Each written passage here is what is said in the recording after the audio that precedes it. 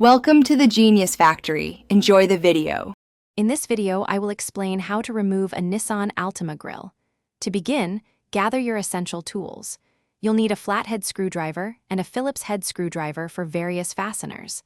A panel removal tool is also very helpful for prying clips without damage.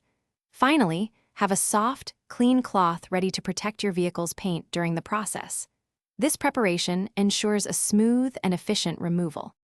Now that you have your tools, let's start by opening the hood of your Altima. You'll see several plastic clips along the top edge of the bumper cover. Use your panel removal tool or a flathead screwdriver to carefully pop these clips out.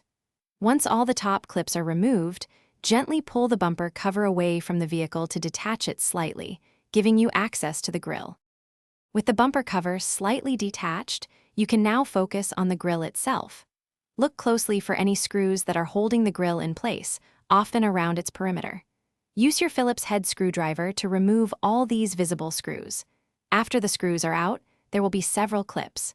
Gently pry these clips with your panel removal tool to release the grille from its mounting points. Finally, with all the screws and clips released, you can carefully pull the grille away from the bumper assembly. Take your time and ensure no hidden fasteners are still attached, as forcing it could cause damage.